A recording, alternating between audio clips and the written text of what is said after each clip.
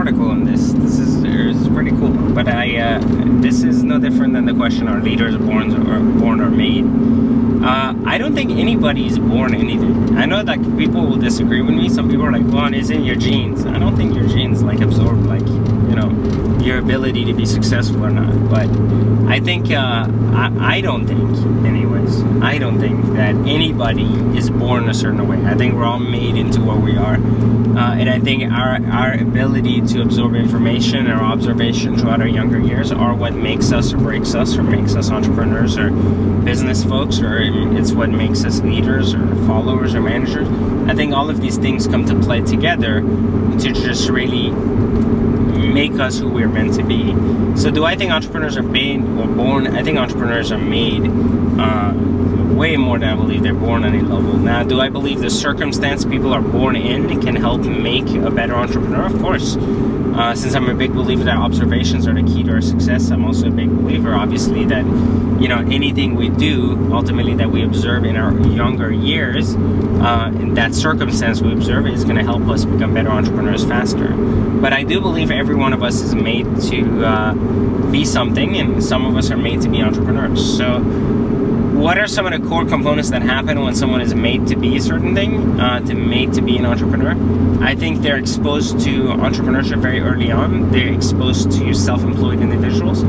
They're exposed to never giving up. They're exposed to people following their dreams. These are all things that I think are triggered in someone's mind over and over until they get to a point where they're very satisfied with what they come up with. I would say that most entrepreneurs that I've met, anyways, that in terms of the traits they shared and some of the things they've been exposed to when they were younger, they were exposed to struggle. I think that was, and they were exposed to people overcoming struggle.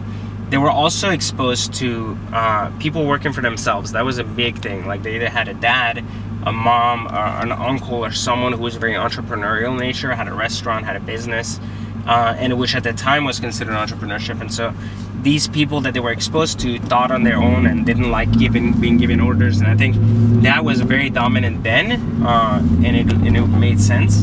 And I also think that these individuals all had, at some point or another, kind of at a younger age, were kind of let go out of the house and kind of pushed out and kind of told that they would be able to either be successful or not. But I don't think that any one of them was born that way. I just think these little things that have occurred to them have helped them become more successful in general, and have been able to then make them take on entrepreneurship earlier, and kind of hit that belief, which we talked about in some of these earlier videos, like when that vision, that belief comes together. I think that's when, for them, that's why this occurred faster than for some other people. So I think entrepreneurs are made. I don't think they're born, and I definitely think that their environment, present and past, has been the reason why they are the way they are, and why we're able to get such visions early on or later on compared to others. So definitely a lot of value, I think, in just not discarding the fact that your environment plays a much more significant role than you'd want in what it is that it's creating out of you. So just be mindful of what you observe out there, and be mindful of what you expose yourself and those you love to, so that they can continue to grow rather than kind of be kept back in a cage and fall victim of the 9-to-5 rat race.